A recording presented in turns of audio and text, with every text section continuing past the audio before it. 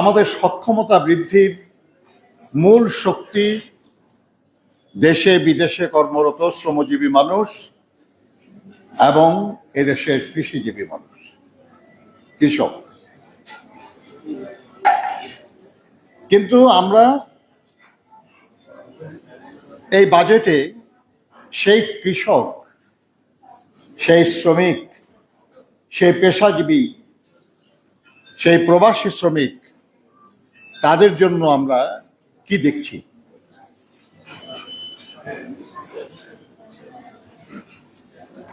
আমরা শুধু শ্রমিকের কথাই বলি, আমি বেসিক্যালি শ্রমিক আন্দোলন থেকে আসা বলেই বলছি আর কি, যে আমাদের দেশে কৃষি বাজেট আছে। আপনি যদিও অনেক আমাদের সহকর্মীরা বলেছেন আর কি, যে কৃষি উন্নয়নের উপযোগী বাজেট এটা মোটেও হয় নাই।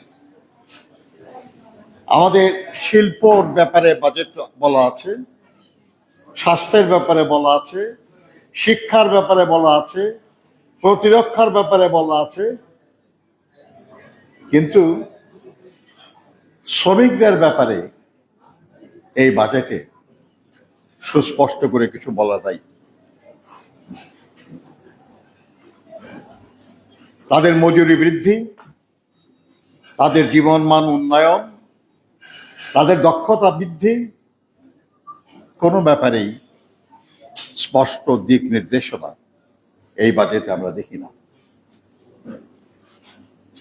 অন্যদিকে 1972-73 সালে বাংলাদেশের ভূমিহীনের সংখ্যা ছিল 32%। এটা বেড়ে এখন হয়েছে 76%।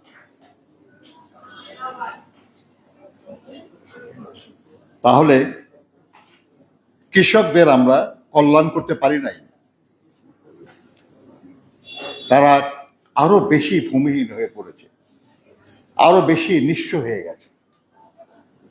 এদের কল্যাণের জন্য কি প্রস্তাবনা আছে এই বাজেটে?